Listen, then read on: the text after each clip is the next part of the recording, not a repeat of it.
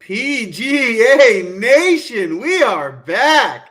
Coming off a fun PGA championship. Congrats to Justin Thomas and the Justin Thomas followers. If you played them, you probably made some money, so congrats to that.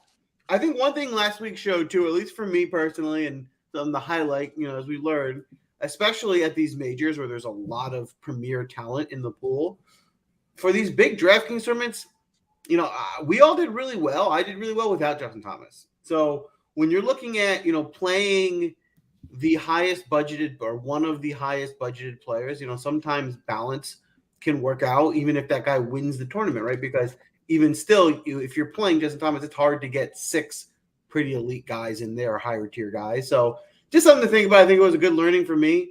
I had a really good week. Didn't play much of any Justin Thomas. And I think it was because of what you could do with the salary. I see some funny comments in the chat about my team doing well. Yes, I did win last week. Thank you. I didn't have a player withdraw for the first time in I honestly don't know how long. So that it does feel good to get 6 people playing and no one withdraw.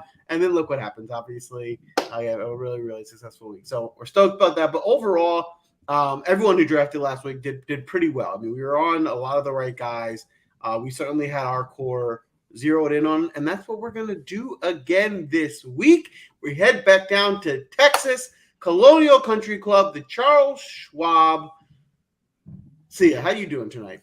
I'm good, man. I got to say, I wish Justin Thomas didn't win the tournament, though, because there were because I had the wave stack, so I wasn't going to have any Justin Thomas. I wasn't going to have any Matt Fitzpatrick. So I had a lot of Zalatoris, like we talked about, like I had in my initial picks article. Same with Mito Pereira. I had a good amount of Chris Kirk. I had a good amount of Cameron Young. Not as much Cameron Young as I had hoped, but I wrote up all these guys. I thought they were going to do pretty well, and then I found out they were on the right side of the wave stack. But long story short, I actually thought I had some outright potential, like in the $33 single entry, one of those two, and a couple like a $12 one. My 200 SC wasn't very good. With all that said, I just needed a good close on Sunday, and I needed Justin Thomas to go away essentially. So every shot Justin Thomas was making up on Mito Pereira, and it was quick and decisive because, by the way, at 3:05 p.m. Eastern Standard Time, which is well into the tournament on Sunday, Justin Thomas was 8 shots back of Mito Pereira.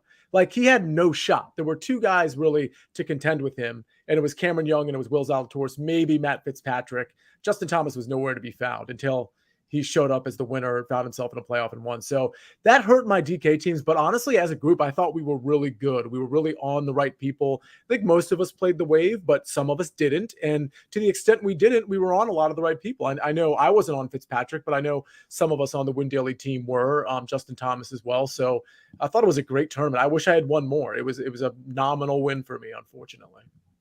The one thing that I want to kind of add on to that is this week, we talked about it, right? And one of the things we mentioned on the show was how it's a dramatic finish, how the back nine is really challenging, how the 18th hole could bring some drama, which it did.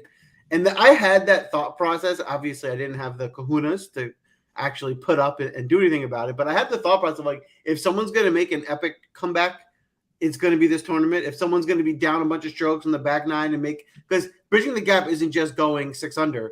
The people ahead of you can easily go 4 over. And then if you go, a few under, right, you've bridged that gap rather quickly. And that was my thought process. And like you said, Sia, I don't know if you mentioned, there was a bettor who did that. A guy put $200 on Thomas on the back nine, and he ended up winning $50K. And so, that's why you tune into shows like ours. So that's the type of insight we can give you, is you can find out, what the course is like. On a course where the winner is going to be 30 under, that's not going to happen. But here it can. Spence, how you doing? How'd you do this week? I had a really good betting week. We were talking about it a little bit off the show. Like, my head-to-head bets from a pre-tournament perspective, I swept the board there. I had Tommy Fleetwood in a top 40, Aaron Wise. Those were guys on the wrong side of the draw that ended up finding success. But I think both of you brought up really good points when just talking about DFS in general during these major championships.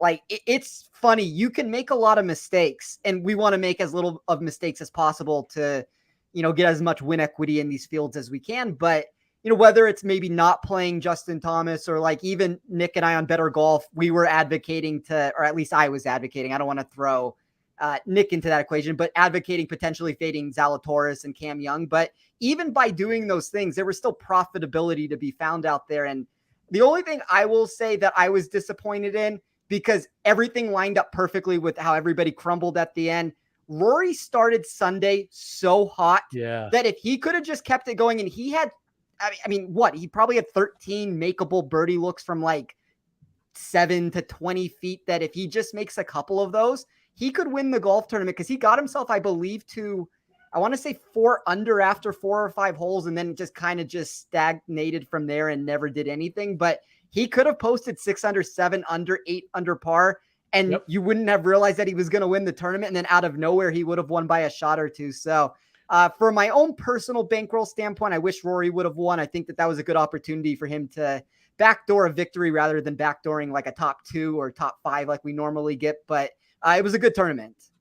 Oh, okay. So first of all, I was big on Rory as well, especially on Sunday. I needed him and or Jordan Spieth to make a charge. But I do want to point this out, because we have, I want to say collectively, because the last first round leader that was hit, it was of course, Spencer, you with Trey Mullinax at like infinity to 1, essentially. So we've been on a nice run as a group. Obviously, I've had that run as sort of more towards the beginning of the season where I hit 6 out of 12. But I do want to say this. I had Will Zalatoris as a first round leader. And if Rory, of all people, who basically couldn't make a putt the entire tournament, particularly on Sunday, I should say, he drained a 19-footer to ruin another first-round leader for me. It was Will Zalatoris. It would have been in a tie with Rory McIlroy and with Tom Hoagie. So it would have been a 3-way split, pretty decent at 40 to 1 odds or 35 wherever you got him. So Rory kind of broke my heart on Sunday because I needed him, and then he broke my heart on Thursday because he made a 19-foot putt, and he wasn't even close on his putts on Sunday. And honestly, he had everything in the fairway. Everything off the tee was great for him. His approach game on Sunday, I thought, could have been a little bit more precise. Unfortunately, he was leaving himself with, 10 to 18 footers instead of with perfect shots in the fairway instead of, 4 to 8 to 9 footers. And I think that was really the difference. I don't have an expectation that you're going to make a lot of 10 to 12 to 16 footers. And so he didn't make any of them. I thought he'd make like one of them and then maybe get on a nice little run. He didn't make any of them. So that was the problem there. But man, he ruined our Thursday and he ruined our Sunday. Not cool, Rory. Not cool. One thing I'll add to that, because the one thing I was thinking about as you were breaking that down, say, was, the run you've been on was unbelievable, right? And we've been hitting for left and right. But the first round leader bet, in reality, not being funny, it's a fun bet. It's something we do to have fun on Thursday to root for something. And at the end of the day, it's not something, even though we joke about putting your mortgage or whatever, it's not something you actually want to bet a whole lot of money on. But so with that being said, right, if you even can get a sweat out of the first round leader bet, it's worth its value, right? You put a couple bucks on it and you're close to hitting big, like even when it doesn't win, if the guy goes 6 over and you're nowhere near it, then it's like, oh, that was a waste. But like, if he gets you down to the 18th hole or get you down to the last couple holes and you got a shot, right, that you're paying for the excitement. So that's how I look at the first round leaders a lot, is just to have some fun on the first day of the tournament. And so real quick, because I know we want to get to the course breakdown in a second, but David's in here kind of cheering on team audience. He's going to participate on the audience team today. He did have Rory as a first round leader, and he says elbow cough.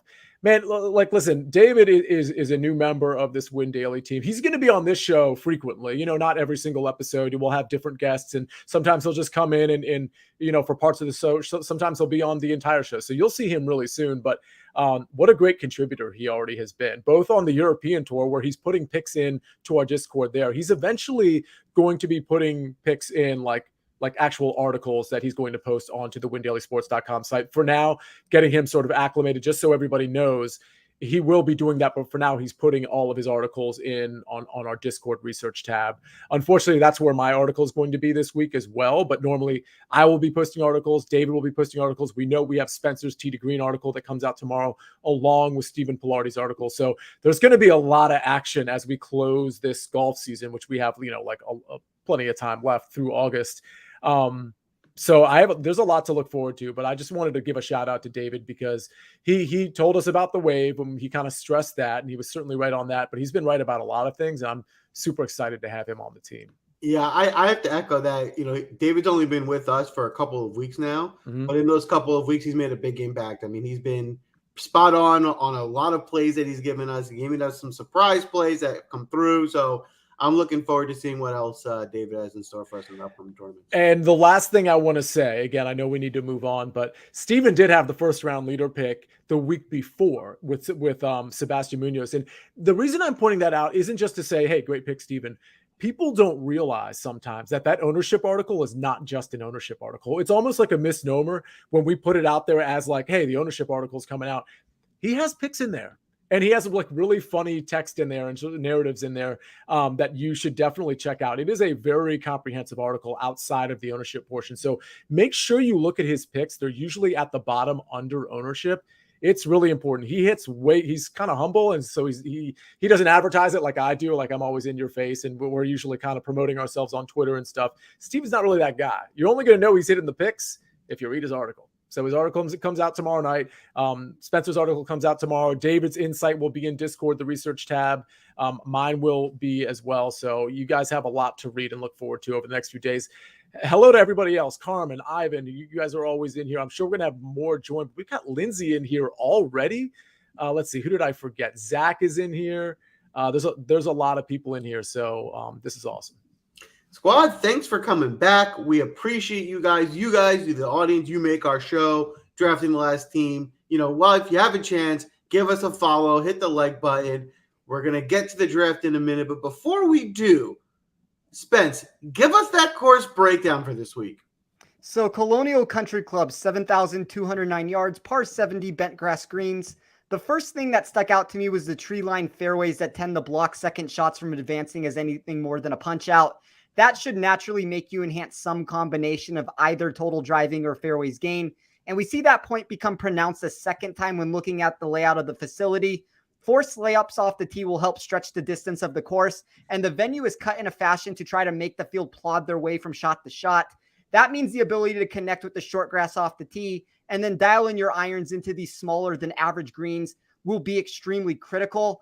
But unfortunately, and I say that unfortunately because I'm not somebody that puts a bunch of putting into my model, this does turn a little bit into a putting contest. I think there's ways that you can build it that it's not going to be 100% a putting contest, but let's talk about it for a second. So Colonial is essentially a 3-step setup where the first part of the process is to make sure you find the short grass, as I said. That doesn't necessarily mean accuracy drivers because of the forced layups where the field will club down.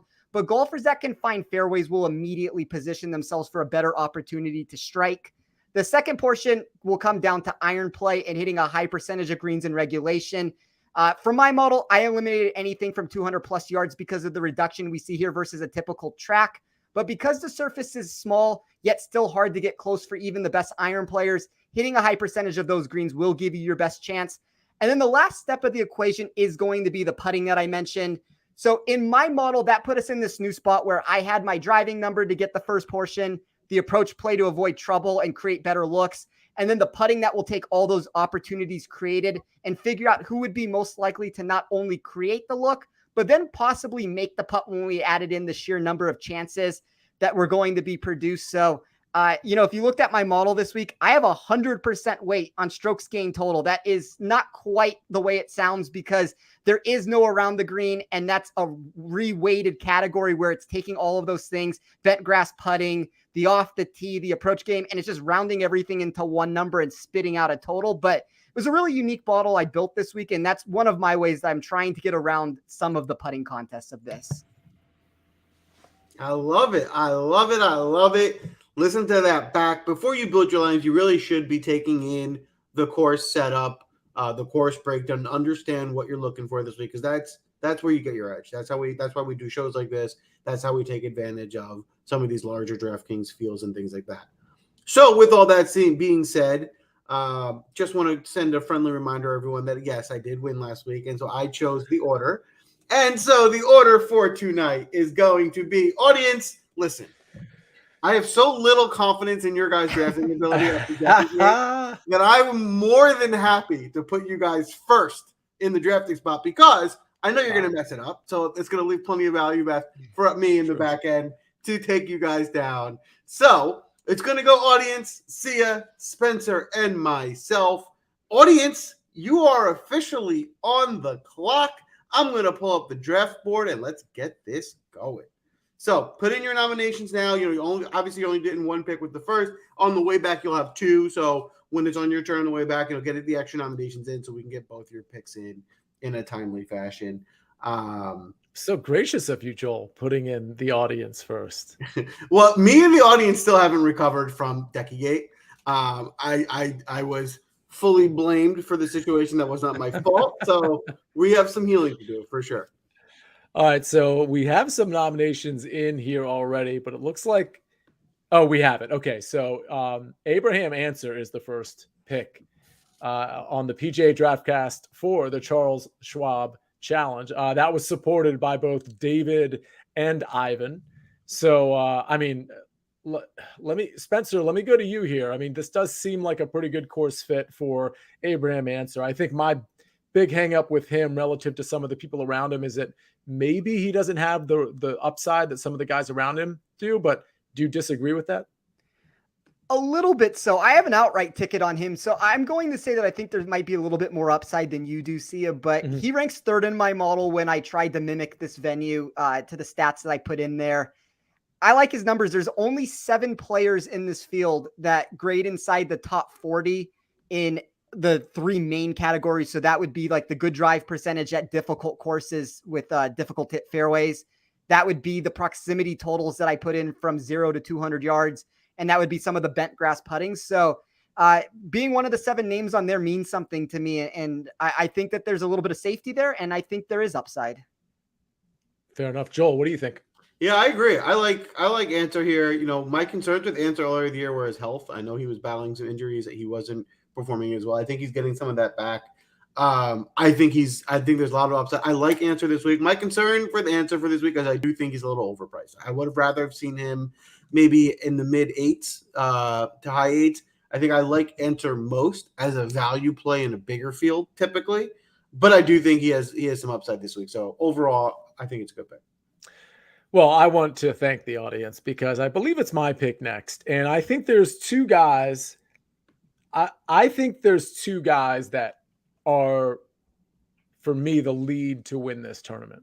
And I'm going to take the one that I think is actually going to win the tournament.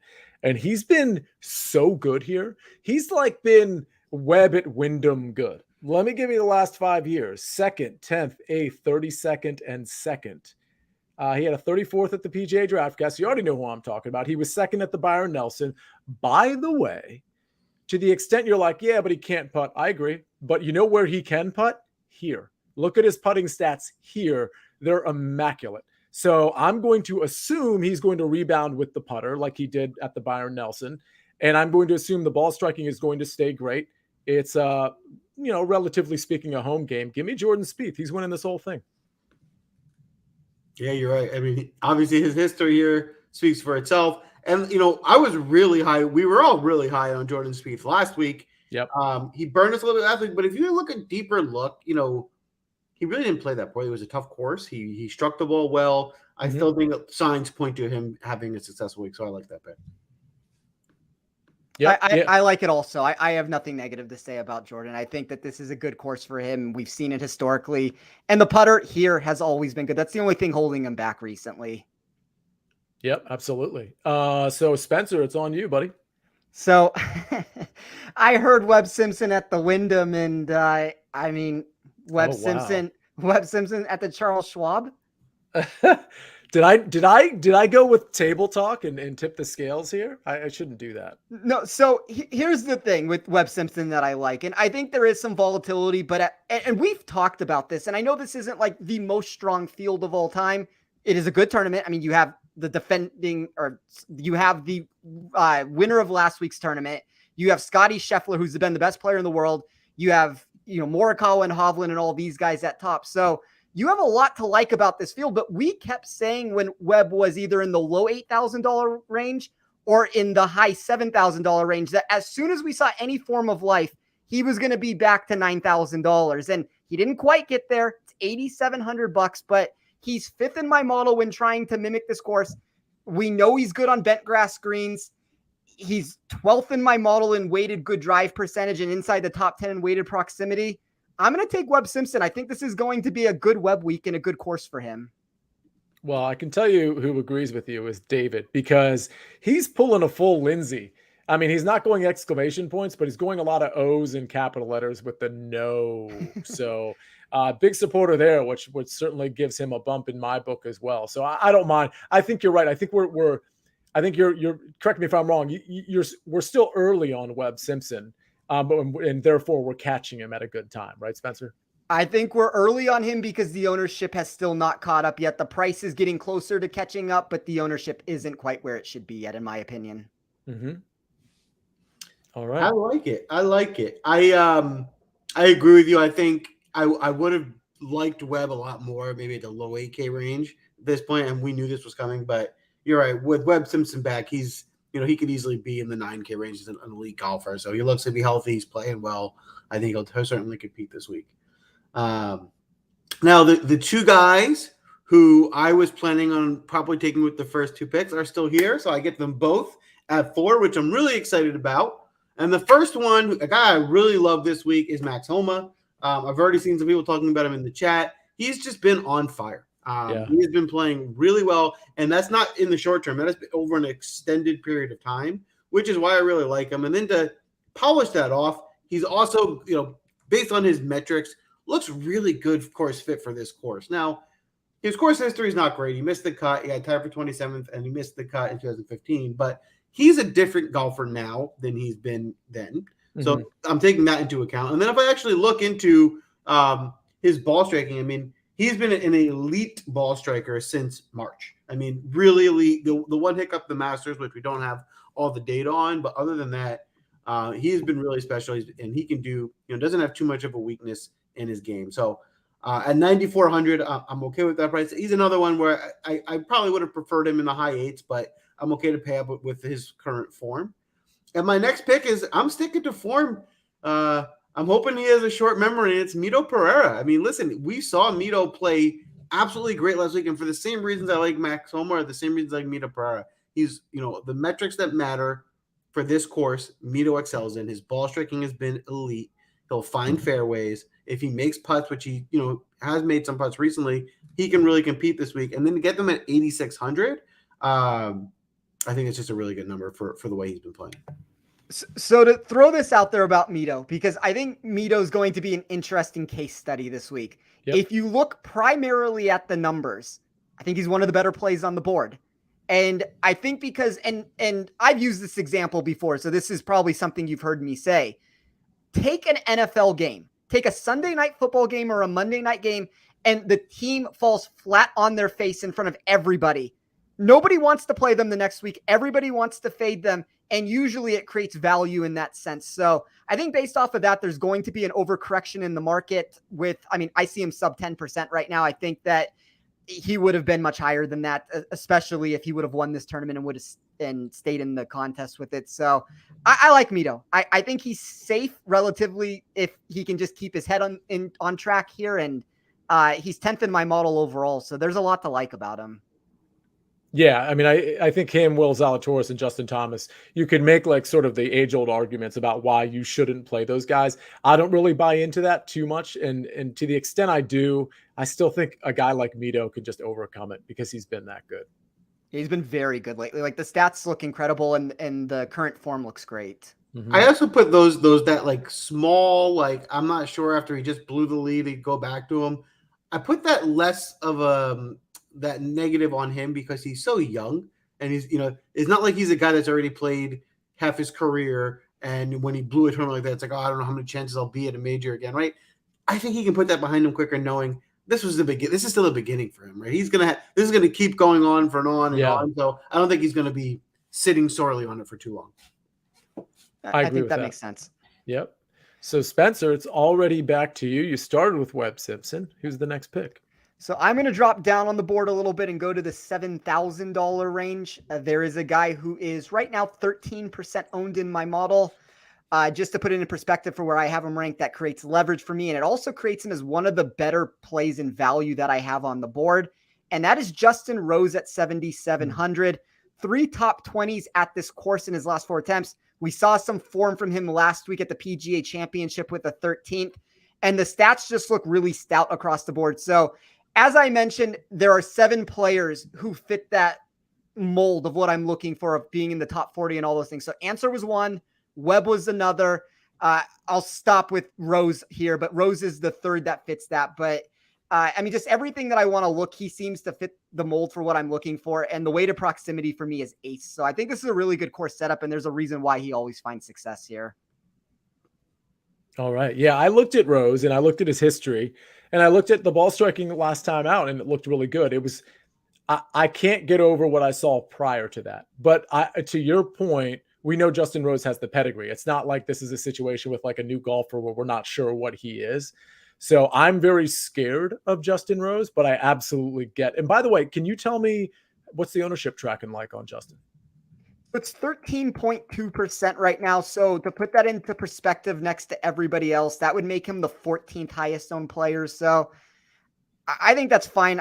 It would have to, I mean, he'd have to probably be 18 to 20% for me to start thinking otherwise. Gotcha. Okay.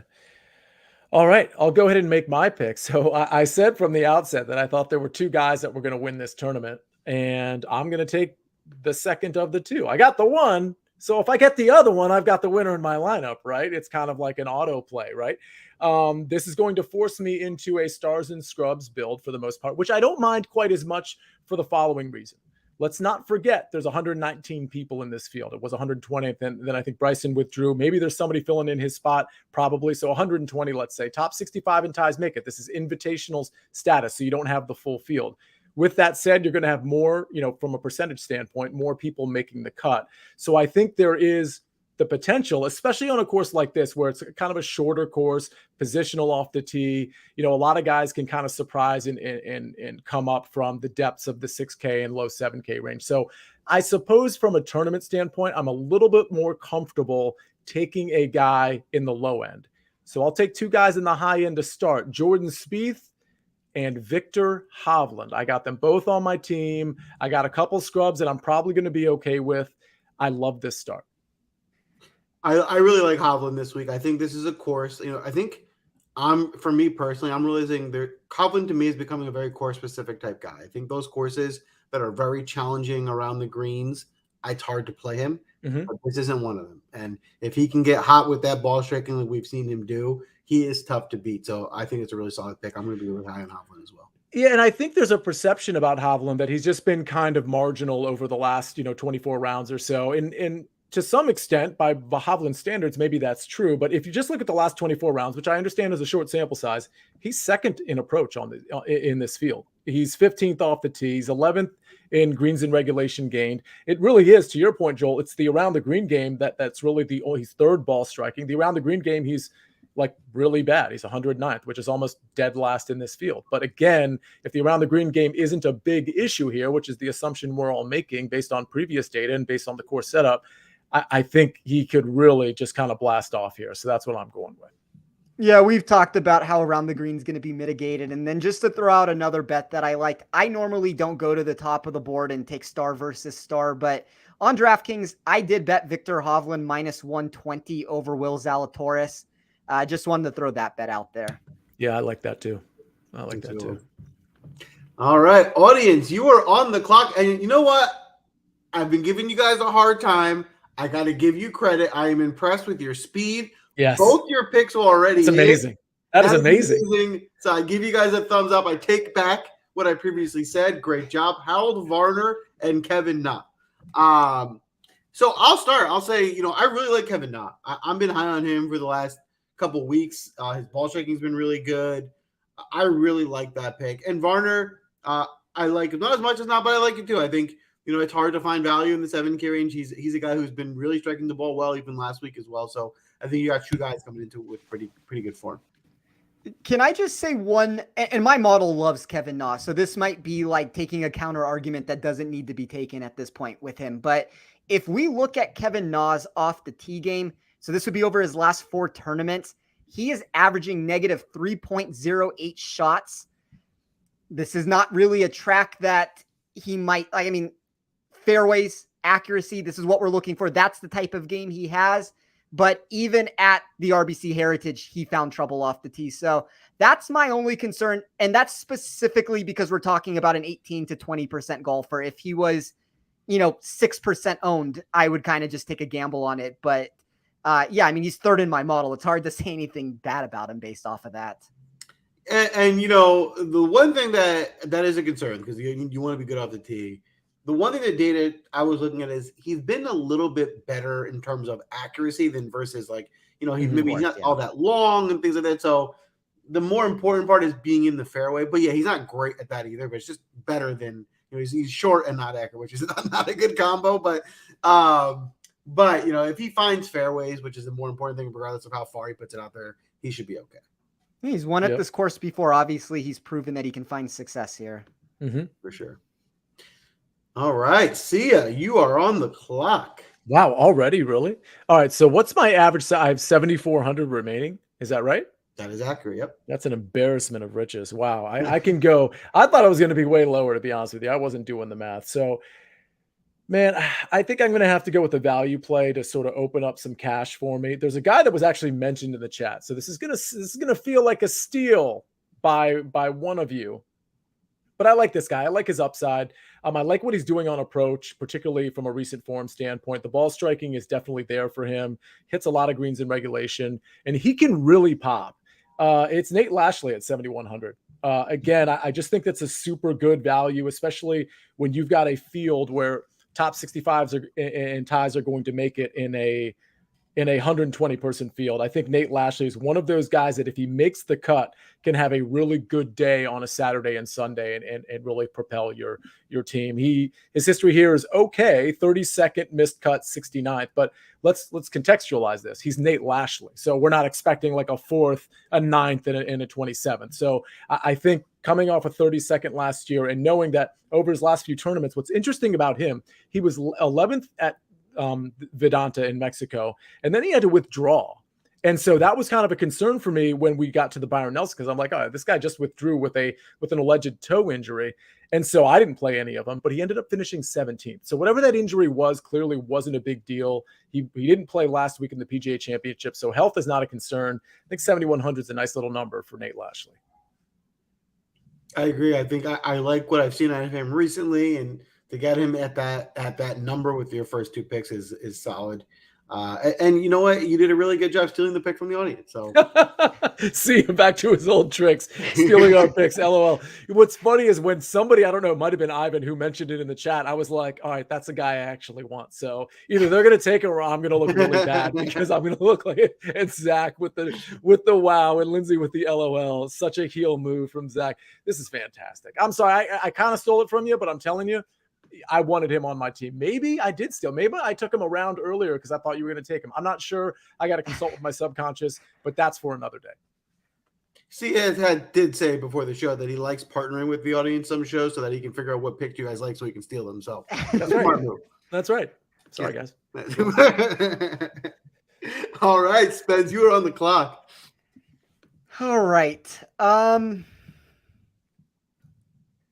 So with my first pick here, before it gets back to me, trying to figure out the best way to do this and try to figure this out. So I am going to take in, he's popular, but it might come as a shock to some people, but I'm going to take Tony Finau at 9,100.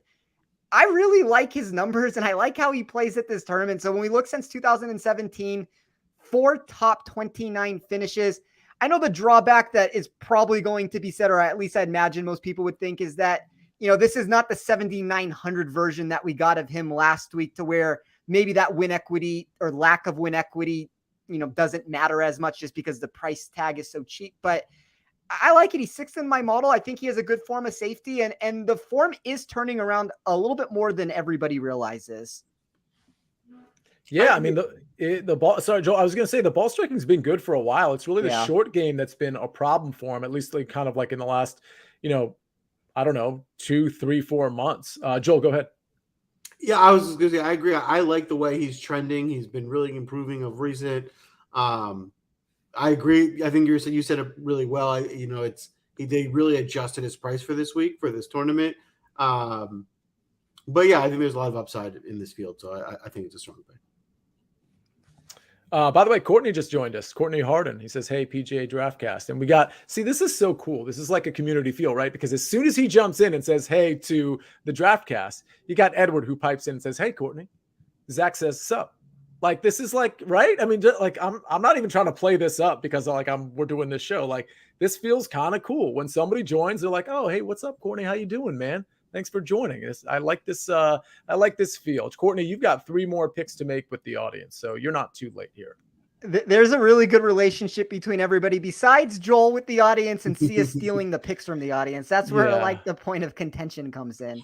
Yeah, that's right. Sorry, everybody. The audience's chemistry is improving. Their teams are getting better. I'm getting concerned. The audience, I want to point this out. The audience I'd have to go look, but like the last probably 4 weeks to 6 weeks, I've liked almost every single lineup that they have made. And I like the start to their lineup this week. I think that they're doing a very good job. Ever since I sort of made the comment, well, I don't win as much because I'm often partnering with the audience team because we'll have like a guest on. Ever since I made that comment, they've been really good. Yeah. So clearly bulletin board material. I don't know why you're mad at me for stealing because you should be thanking me for motivating every single one of you in this chat to come up with better picks. So apology accepted and you're welcome. Joel. All right. Well, I am back up. The guys I was targeting for this pick are still available, which I'm very excited about. My first pick, I'm going with Davis Riley. So as you can tell, the theme of my draft is very much so honing in on recent form, and Davis Riley has been lights out. I mean, in the last 2 tournaments, he's been ball striking, has been unbelievable. He was amazing off the tee at the PGA Championship. With him, for me, as long as if he continues the great ball striking we've seen of him in recent form, and he puts a few putts in this week, I think he can certainly contend at the top. And again, I'm taking a little bit different strategy. I think a lot of people are going more stars and scrubs. I'm trying to be very balanced this week, where I'm finding guys like Riley and Mito to form out. And with my second pick, I'm sticking on that theme. I'm going with a guy who now maybe less recent form, but more has just a great history at this course, and that is going to be Brian Harman at 7,800. Brian Harman, in his last 5 outings here, is tied for 8th, 23rd, 31st, 14th, and 7th. And his form hasn't been poor. He was 34th at the PGA Championship, 9th at the Wells Fargo. So a guy who likes this course, while also in pretty decent form, at 7,800 is where I'm gonna go here. Yeah, that was Nick's favorite play when we talked on the Better Golf podcast. I know that's going to be the Hammer Kid play for a top 40, and all the reasons why you mentioned were why he was on him too. Yeah, I liked Riley. I didn't like Riley last week. I like him a lot this week. Part of the reason I didn't like him last week was because I thought his approach game was just a little, suspect. And then I watched the PGA Championship and he's sticking everything to like 4 feet. I'm like, what is going on here? This guy is the real deal. It's another one of these young guns that like we're going to talk about a month from now being like, oh, I guess this is another one of the rising stars. So I love the Davis Riley pick. All right, guys, I will give the next selection here. So my model believes that this player should have been $8,500 and not $7,100. That's a massive difference. I usually don't get that large of discrepancies, but from a statistical perspective, I think that like you can hear it on the Better Golf Show, but I like him for a top 40. He's trending with back-to-back top 25 finishes. Think of Harbor Town and these venues where he has found success in the past. And it kind of starts to give this picture of a golfer with not only built-in floor, but perhaps more safety. And that golfer is Stuart Sink for me. So he's one of the guys, and he is the one outlier from the list of that group of 7 that fits inside the top 40 of all those stats. So I'm really happy to get Sink, and it puts me in a position now to where I don't know what I'm going to do because I wanted to probably have Abraham Anster in my lineup. So I'm going to go a different route with it, and we'll see how it ends up playing out. But I like Sink a lot.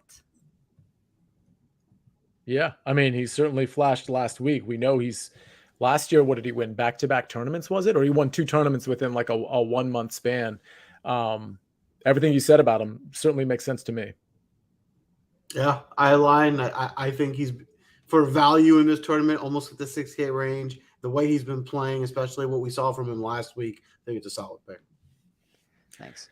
So this is where it's going to probably go off the rails for me. I mean, to some degree, you might have thought it went off the rails with Nate Lashley, but I think I'm going to go super low here. I'm just kind of buying time to debate. I hope you don't take my guy.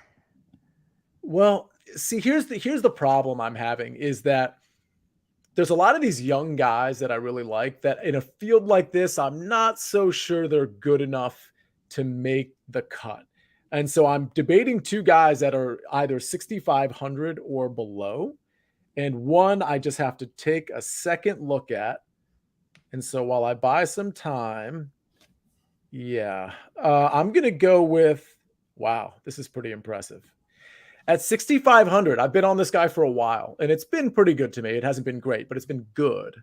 I'm going to go with Brandon Wu-Tang Clan, 6,500. Let's give it a shot. The approach game, at the Byron Nelson, it wasn't good at all. His putter was great. His putter has typically been great. In fact, 3 of the last 4 measured events, he's gained 4 or more putting.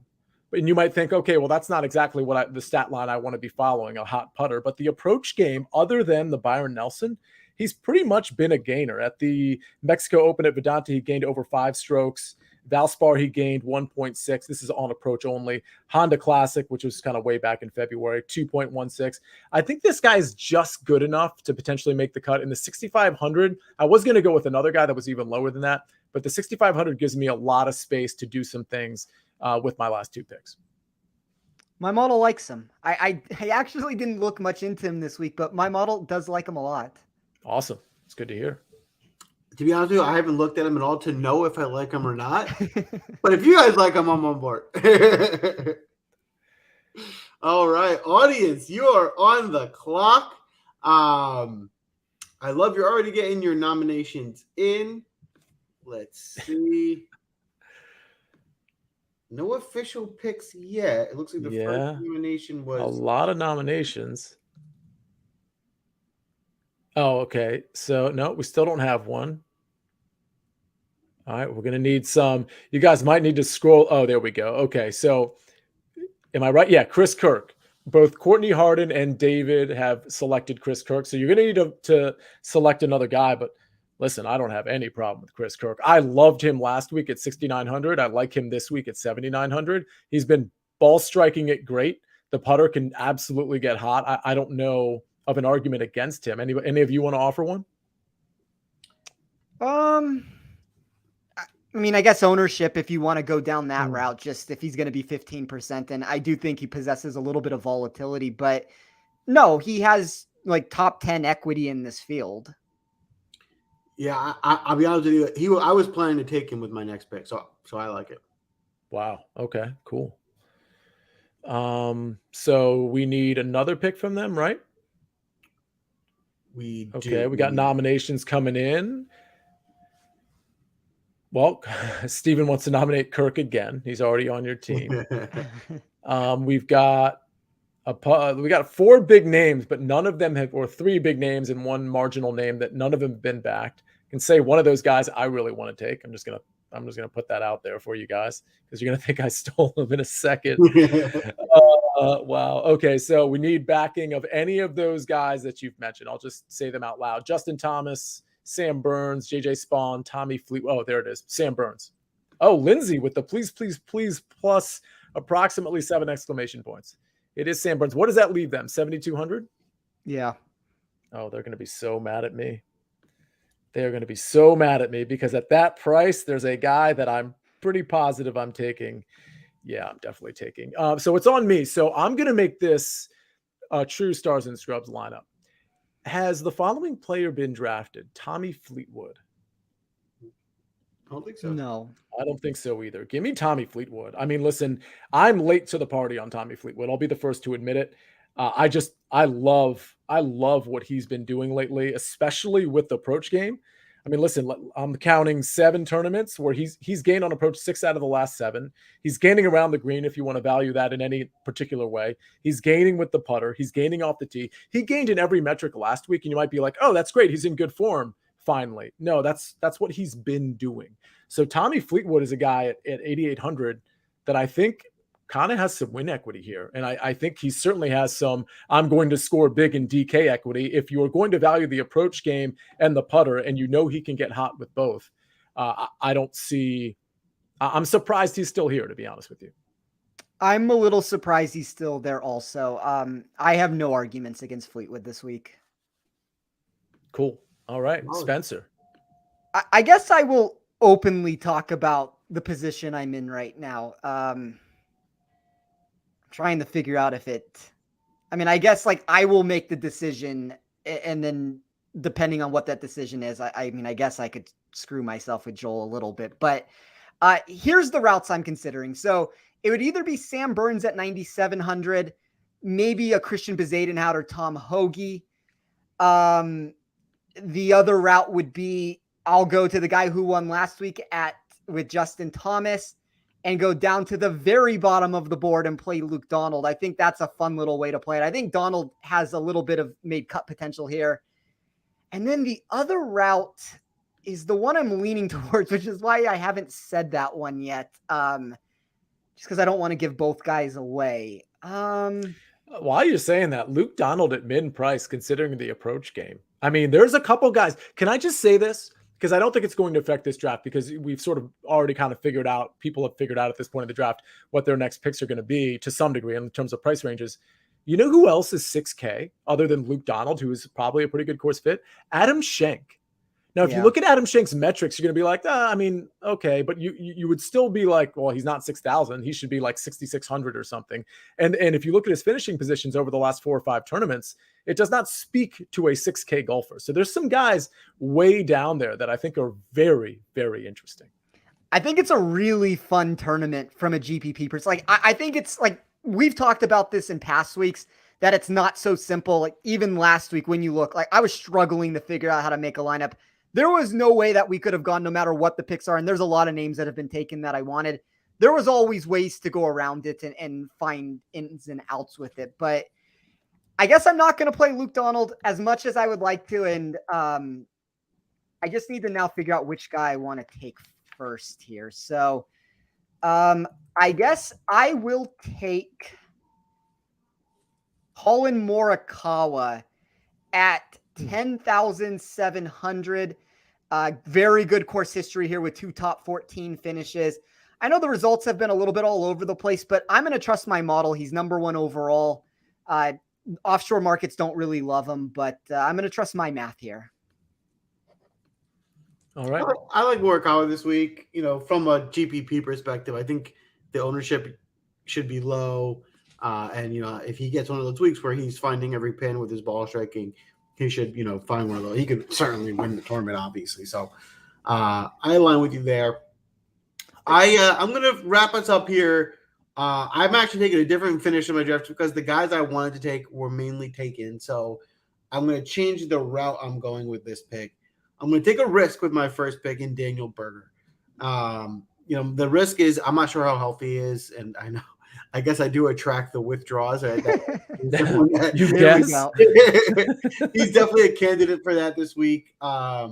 He wasn't great last week, but at 9K, I think there's value. I think this is a guy who can win this tournament. He has a good course history here. And I just think he's underpriced. And if he is healthy, I think he can come through. All of his metrics certainly align. He'll find fairways. He's really good on approach. He's won this tournament in 2020, in top 20 in 21. So the risk is his health, but I think if he's healthy, he certainly has the upside. And then to round out my team, I'm going to go with the guy who started off the week really strong last week. Didn't finish all that strong, but I think he's in good form, and this is a course that certainly should suit him, and that's Kevin Strielman. In the 6,800, he's certainly a good value under 7K. His ball striking is there, so if we can come up this week and have a good week striking the ball, I think he can certainly get me that top 20 or 15 to round out my roster. Yeah, I like Strielman. I think he's a savvy play this week. I obviously could not have afforded him, and I was hoping that you would make this decision a little bit easier for me because the 2 guys I'm looking at, and I'm obviously a glut for punishment at this point. I don't know how many times I can take this guy on the show, and he hasn't made the cut one time. That would be the Gim Reaper at 6,700. The other one I am considering would be Lucas Glover at 6,700. And I still haven't discounted the possibility of just leaving a whole bunch of money on the table and playing Luke Donald. He's 11th in my model when looking at weighted proximity. I guess what I'll do is I do have a plus 400 ticket on him to come top 40. So I'll get my exposure that way. And for about the 12th time in 15 weeks and all the missed cuts that have come into play lately for him, I will take Doug Gim at $6,700.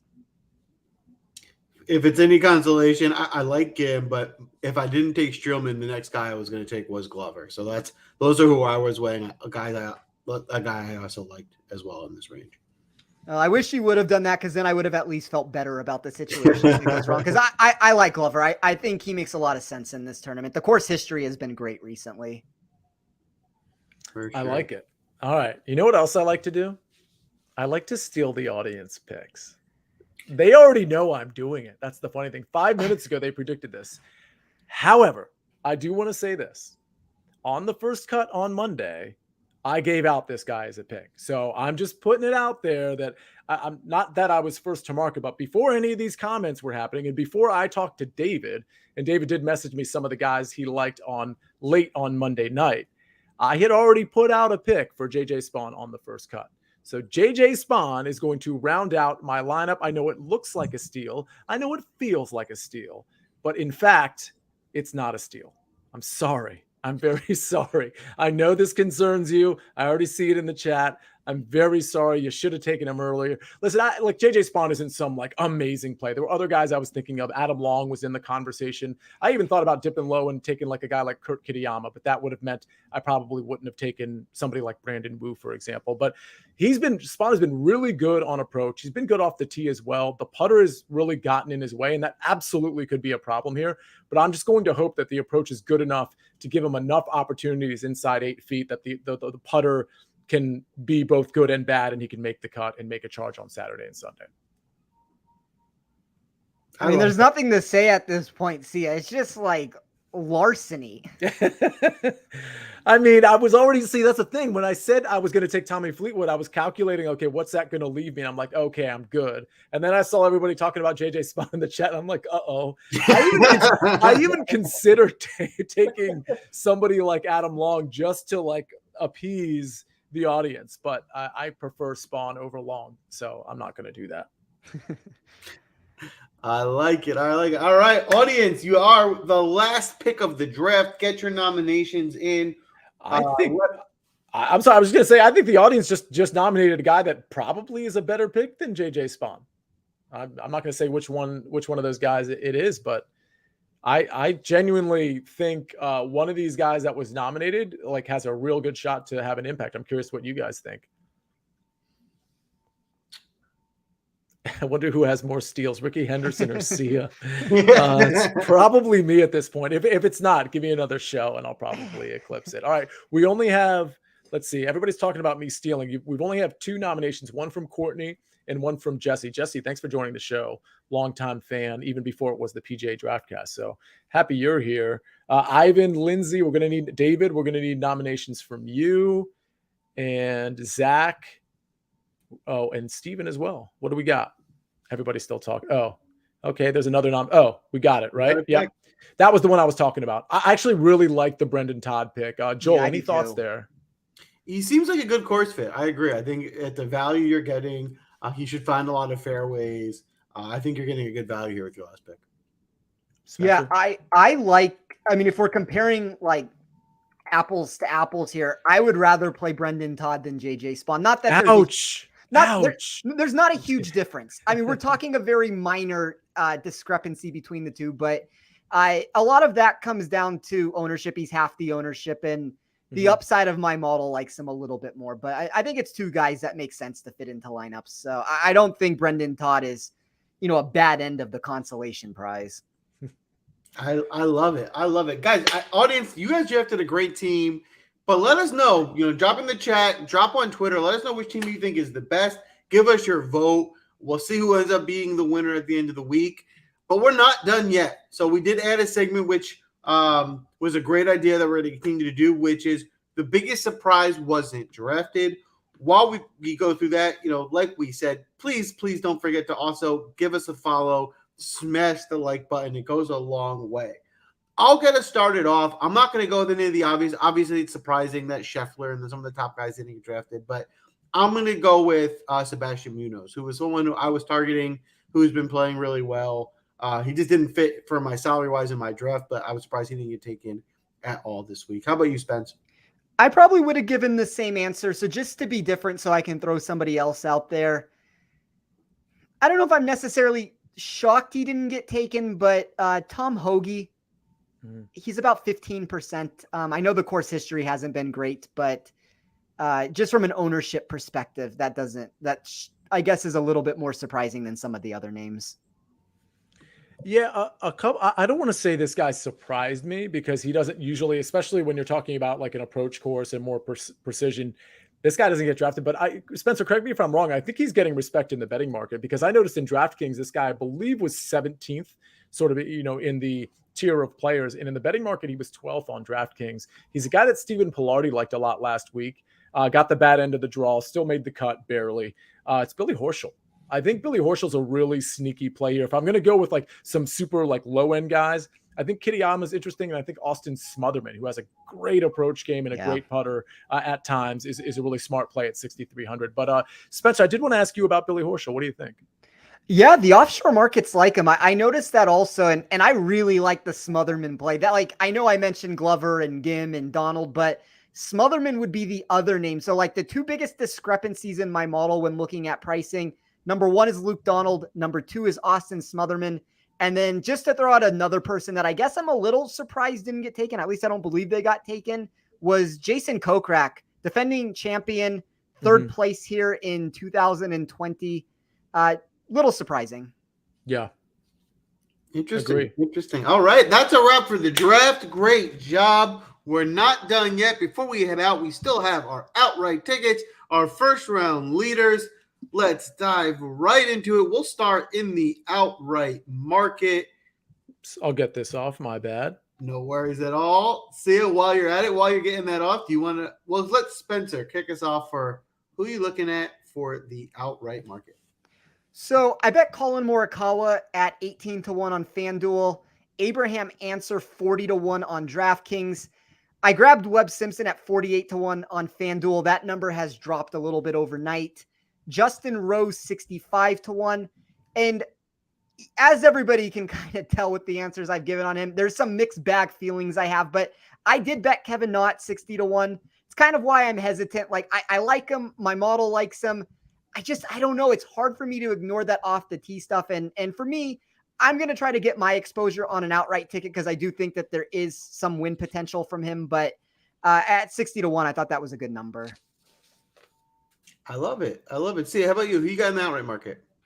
So I'm working on that now. Usually I don't give out like 5 outrights just because I'll give out like a couple just because I love to live bet some of these guys. I think Sam Burns at 30-1 is pretty solid. I think Tommy Fleetwood at 40-1 is pretty solid. I'm tempted to say Davis Riley at 50 or Ryan Palmer at 70. I don't think I'm there yet with them. So I'll go Ryan Palmer at 70. So I'll give 3 out right now. Sam Burns, Tommy Fleetwood, and Ryan Palmer.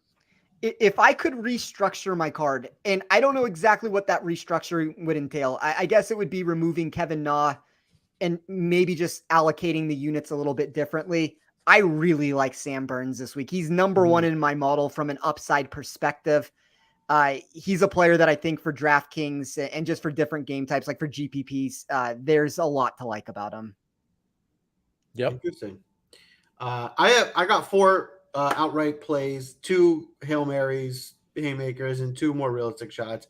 My big Hail Mary is my last pick, Kevin Strielman at 200-1. That's a wildly big number, I think, for someone who can certainly compete this week. So, while I don't think he's likely to win, I think just 200, you're getting a number for a couple bucks. It's worth having some fun with.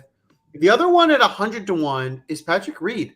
I think we're starting to see Reed come back. I think he's been showing some of that form.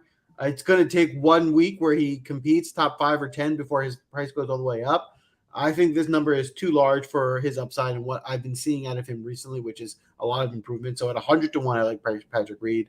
And then on the more realistic side, at 20-1, I really like Victor Hovland. and 25-1 Max Homa. Yeah, Hovland's the other guy where if the card would have gone a little bit differently, like I decided to get my exposure on him against Will Zalatoris, but I like the Hovland pick too. All right. Now, where we make our money, the first round leader. Spence, why don't you get us off here? Who you got in the first round leader market? Yeah, so I just threw these together at the very end of the show. I didn't have pricing out that I was looking at, but I have 4 I'm going to give out. So Stuart Sink 80-1 on DraftKings. I love that. Sam Burns 35-1. Webb Simpson 45-1. And then I want to get some exposure to Luke Donald 200-1 on DraftKings. I love it. I love it. I just have a couple. I like as my longer shot at 90-1. I like Lucas Glover as your first round leader. I also like Joel Dahmen at 90-1. And then up top at the more realistic level of guys, I like taking a shot on Sam Burns. Everyone liked him in the outright market. I think it's similar. I think you're getting a good number on him there at 35-1. All right, Sia, talk to us. Where are we taking it to the bank this week? Yeah. Okay. So I've definitely decided on 4 of them. The 5th one, the odds are kind of short. I feel like it needs to be shopped around a little bit. I'm going again for the second tournament in a row with a couple guys that are a touch shorter than I like. I usually like to take 50-1 or longer, but I'm going to go with at least 2 guys that are shorter than 50-1 and then 2 guys that are longer and 1 guy in the middle that I don't think the number's right. It doesn't feel right to me. So Sam Burns at 35-1. I'll just start there. Tommy Fleetwood at 40-1. Cameron Tringali is the guy that 45-1 doesn't seem like a great number for him. I thought I was going to see like 55 or maybe something like 60 for Tringali, but it's 45 for some reason. So that's the one I'm kind of unsure about. I'll give out Nate Lashley, the audience's pick. Too soon? Too soon, audience? Maybe a little bit. Yeah, Nate Lashley at 130-1. So, okay. So if you're upset about the, the stealing fiasco that may or may not have just happened, put a first round leader on him. We can cheer him together at least for the first round. I don't know if I want to make this guy the breaking news or not. Okay, so Ryan Palmer at 55-1 is my last pick. So it's Burns, it's Fleetwood, Tringali, Palmer, Lashley. I may take Tringali out, but the breaking news, the guy that's definitely, of those 5, the guy that's definitely going to be the first round leader and all these other guys are going to finish in second place, it's Tommy Fleetwood. He's just striking it too well. So 40-1, it's a little shorter than I want for a first round leader, kind of gimmicky play, as people like to call it, that, we hit at like a 90% rate. But Tommy Fleetwood, 40-1. That's the breaking news. He is going to be your first round leader at the Charles Schwab Invitational come Thursday evening. You're welcome. There it is. It's a lock. Lock it in. Fleetwood is the already decided first round leader. Lock it in. And I would say I thought it was really nice of you, after stealing all the audience picks, you offered an olive branch to allow you guys to celebrate together on Thursday. That's right. And everybody, you're welcome. I don't see any thank yous. The chat must be broken. But interesting, David, thanks for chiming in on the international markets. Tringali's is first round leader, 76s on the international market. So obviously 45 is a terrible number. So what I'll do is I'm going Burns, Fleetwood, Palmer, Lashley. And I'm going to update the 5th guy on Twitter, who's going to finish in a tie for first or in second place. So look out for that tomorrow night. Little suspense, everybody. But those are my first round leaders. Cliffhanger, that's a wrap. Well, now you have to follow us on Twitter if you want to find out who it's going to be. Hit the like button. I got nothing else for you guys tonight. Did I forget anything, Sia? Well, it's the Charles Schwab Challenge. And anytime you think challenge, what do you guys think? Sports.